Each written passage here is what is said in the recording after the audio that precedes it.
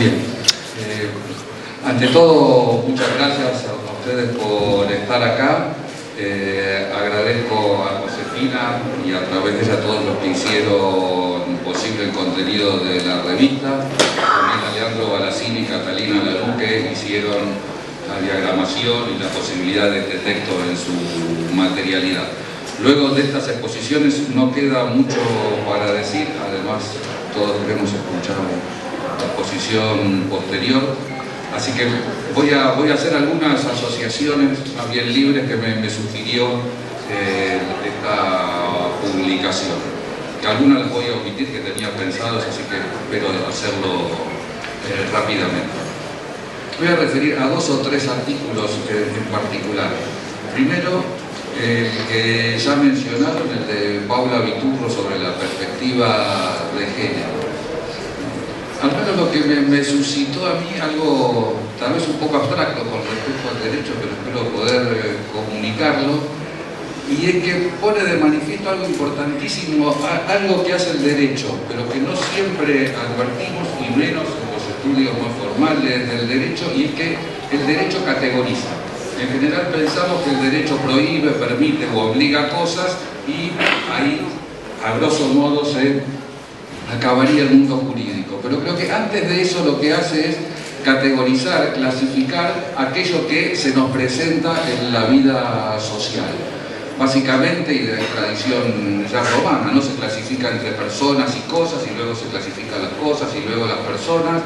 Y no necesariamente estas clasificaciones tienen algo que ver con lo que intuitivamente en nuestra vida social consideramos clasificar. No sé, tradicionalmente para el derecho civil es lo mismo un vaso que un perro, y sin embargo en la vida cotidiana de las personas se tratan diferente a los vasos y a los perros. Y en general, a su vez, en toda la historia del derecho, ¿no?, en particular en las clasificaciones a las personas, se ha clasificado y se ha designado para generar una desigualdad. Eso es algo notorio en el caso de la categoría de persona, que es una categoría romana, pero ni bien se establece la categoría persona, se establece otra que son las personas sui iuris, es decir, las personas que tienen dominio sobre sí mismos, que son muy pocas. Después, la mayor parte de lo que nosotros consideramos personas no son personas que tienen un dominio sobre sí mismos. Por ejemplo, las mujeres, que están bajo el dominio de este señor sui iuris. Pero también todos los esclavos, la gran mayoría de la población, porque alguien tiene que trabajar para que los hombres sui iuris puedan hacer la cultura, su guerra, su política, sus libros, etc. Pero también, por ejemplo, los hijos, ¿no? Los hijos están bajo el dominio de esta persona, sobre los cuales hay un dominio absoluto, es decir, hay un dominio de vida y muerte sobre estos hijos, que solo van a poder llegar a ser ciudadanos en el momento en el cual el padre muera. O sea, antes nunca van a poder adquirir ese estado pleno. Y hay algo que un historiador romano, que es el romanista Jan Tomás, escribió un libro fascinante, y él habla de la obsesión que tienen los padres en la cultura romana de ser asesinados por sus hijos. Y él lo ve en el derecho, en la literatura romana, esta situación que dice que es una obsesión muy profunda que recorre toda la cultura. Lo cual muestra algo un poco curioso y que generalmente no tendemos a advertir, y es que las personas que están en la cúspide de un sistema de poder tienen miedo, ¿no? Y están obsesionados por el miedo, algo que de antemano uno parece ser que los que tienen miedo son los otros, ¿no?, los que están dominados, y por eso no se rebelan, no actúan, no reaccionan frente a las injusticias y dominaciones que sufren. Creo que algo que está sucediendo en el derecho desde mediados del siglo XX es que algo está cambiando con estas categorizaciones. En particular, algo cambia en el derecho internacional de los derechos humanos, donde se clasifica para proteger. Hay una idea de universalidad de los derechos, y luego se empiezan a ver situaciones singulares en virtud de discriminaciones o desigualdades históricas, persistentes, arraigadas, estructurales. Y entonces por eso hay regulaciones específicas para los niños, niñas, adolescentes, para las personas con padecimiento mental, para los trabajadores, para las mujeres, para las personas trans, etcétera, etcétera. Es algo muy curioso, porque son clasificaciones no para generar una desigualdad y dominar, sino al contrario, para proteger. Pero creo que algo que me sugiere en el artículo de Pauli, creo que es un proceso un poco más profundo. Ella dice en algún lugar, claro, la anatomía no es el destino. Y algo que lo que estamos poniendo en duda es el carácter natural de las categorías jurídicas. Y ahí básicamente está la tradición de tomar como dato natural la distinción entre hombre y mujer. Y entonces si el derecho distingue entre hombre y mujeres, porque hay algo en la naturaleza que genera que haya solo hombres y solo mujeres. Y es claro que si hay algo que no hace la naturaleza, hace muchas cosas pero no obliga, ¿no? Y algo que entonces estamos en este momento, creo que es algo muy profundo y que pone en crisis intuiciones muy básicas de nuestro suelo cultural, es la puesta en crisis de estas categorías más básicas que ya no son naturales. Entonces eso significa que pueden ser construidas y reconstruidas socialmente, eso significa que pueden ser discutidas políticamente, ¿no? Algo que tradicionalmente no ocurría porque en un supuesto que sobre eso no se discute porque era algo que venía dado por la naturaleza. Y eso significa entonces que, bueno, ¿cuántos géneros hay? ¿Qué diversidad de género podemos pensar? Pero si nosotros vemos otras transformaciones que vivimos en nuestra sociedad, hoy en día absolutamente está puesto en duda qué significa ser padre, ser madre, qué significa tener padre, tener una madre, qué significa la institución del matrimonio. Es decir, las instituciones más básicas que parecían que casi no tenían historia porque durante siglos perduraban relativamente semejantes, al menos en el ámbito jurídico, en las transformaciones sociales, hoy en el derecho se encuentran claramente en crisis. Y claro está, lo que está en juego en estas categorías más básicas, como mencionaron antes, son los cuerpos, ¿no? Los cuerpos de cada uno de todos nosotros, porque finalmente, ¿qué es lo que se clasifica y categoriza? Cuerpos, ya sea objetos creados como estos de la naturaleza o nosotros mismos como cuerpos humanos. Y está en juego, por ejemplo, qué puede hacer cada uno con su propio cuerpo y en relación con otro cuerpo de otro, ¿no? Hasta cuánto se pueden modificar los propios cuerpos, pues el goce y el placer que cada cual puede hacer con su cuerpo, alterándolo, modificándolo a dimensiones que eran inimaginables socialmente, culturalmente y hasta tecnológicamente hasta hace no pocas décadas atrás. Esas eran como las primeras asociaciones que me suscitó, no sé si por ahí iba Paula, pero al menos a juntarse con mis obsesiones hacia eso fue. Iba a hablar algo sobre el trabajo de Candelaria Boto, que es sobre el tema del presupuesto, el presupuesto sensible al género, que es mi especialidad, pero como hablo siempre sobre el tema, creo que puedo pasar de largo y tenemos el excelente trabajo de ella en la revista. Y quisiera hacer alguna reflexión que me suscitó otro artículo, el de Corina Rodríguez Enríquez, que ya mencionó antes ella, sobre la organización social del cuidado, sobre la división social del trabajo. Y hay dos cuestiones que, bueno, me llamaron la atención. Primero es que toda esta forma, ¿no?, para repensar la economía y evidentemente también el derecho, es una nueva forma de reintroducir la necesidad en el derecho. En el derecho liberal clásico, habitualmente, ¿qué se protege? Se protege la libertad y la propiedad. Nada que tenga que ver con las necesidades de cada uno de nosotros como cuerpos físicos. Y fue un proceso muy complejo, básicamente desde mediados del siglo XIX hasta hoy, con lo que hoy llamamos los derechos sociales, pero en su momento fue el derecho al trabajo, básicamente lo que se encontraba en discusión, donde se introduce esa dimensión de las necesidades en el derecho. Y introducir las necesidades nuevamente es introducir el cuerpo en la problemática jurídica. Pero claro, es un cuerpo en una dimensión muy diferente, ¿no? Es un cuerpo que sufre, es un cuerpo que por la edad va teniendo precariedad, es un cuerpo frágil que necesita del otro.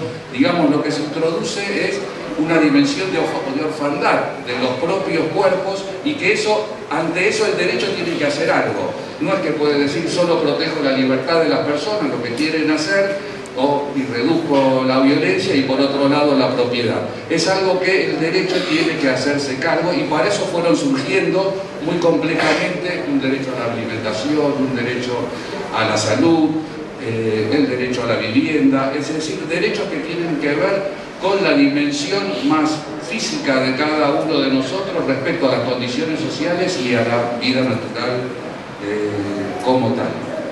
Y el trabajo de ella comienza con una frase que es lingüísticamente muy sencilla, pero uno podría decir que en algún sentido es extrañísima, porque ella dice una frase muy corta: los seres humanos somos seres vulnerables. Y después explica: nos requerimos para nuestra supervivencia cotidiana de cuidados maternales y simbólicos, necesitamos alimentarnos, higienizarnos, descansar y también vincularnos socialmente. Esta sencilla expresión creo que es muy diferente al sentido común y a toda la, digamos así, la maquinaria política a través de la cual hoy nos pensamos a nosotros mismos. Porque, como está dicho en el otro trabajo de María Jesús Izquierdo, ¿cuál es la idea, el sentido común habitual de la sociedad contemporánea? Es que todas las personas son libres, todas las personas dependen de sí mismos y todas las personas por sí mismos pueden llevar adelante una vida exitosa, ¿no? Es el mito de la persona que se realiza a sí mismo. Digamos, en el lenguaje un poco chill de nuestra cotidianidad, es, no sé, el emprendedor, ¿no? La palabra suena bastante ¿no? Es como la negación misma de este hecho de que todos somos vulnerables, y en realidad es una construcción, y en general, claro, la dominación y la política, lejos de ser lineal, es muy barroca. Y entonces es necesario hacer construcciones muy complejas para el ejercicio del poder, lo cual se supone todo lo contrario de lo que realmente sucede. Es decir, todos somos autosuficientes, todos podemos ser autosuficientes por nosotros mismos, con lo cual aquel que no es autosuficiente va a recaer sobre sí la culpa de no poder ser aquello que debe ser y que puede ser según el discurso habitual. Es decir, es un discurso muy culpabilizante por aquel que no puede acceder a aquello que se considera que resulta posible, deseado y debido por otro lado. Y la maquinaria es tan completa que, como toda persona puede hacerse a sí mismo, claro, la realidad muestra que hay muchas personas que no se encuentran en esa situación. Y entonces se genera ahí, pero de una forma parcial, la categoría de personas vulnerables. Es decir, las personas vulnerables no somos todos por nuestras características simplemente humanas, que si no fuera por otro al momento de nacer estamos condenados a muerte, sino que es algo que le sucede a un subgrupo particular de personas a los cuales hay que tener, como dijiste vos, alguna política focalizada o, de acuerdo, otro vocabulario que dice tanto como oculta, que es contener a esos grupos de personas, que en realidad es genéricamente el mundo de los pobres o de las personas excluidas, que evidentemente no son vulnerables por naturaleza, sino por una construcción política y social de convertirlos en esa situación. No, son las personas que son consideradas descartables porque finalmente la organización social del trabajo y sexual y en todas sus características de hoy en día no contempla la inclusión social y el trabajo real para todas las personas. Claro, de acuerdo a cierta utopía de alguna política contemporánea podría haber trabajo para todos, pero para eso el salario de todos tendría que descender hasta tal punto que sería insusceptible de garantizar la más mínima necesidad de cualquier persona, y bajo esas condiciones sí podría haber trabajo para todos, y justamente eso es lo que impide las rigideces del sistema laboral, etcétera, etcétera, etcétera.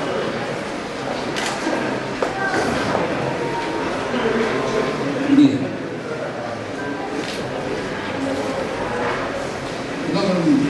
Son, como ustedes ven, algunas asociaciones muy vagas, ¿no? Y no muy precisas que me han suscitado esta revista.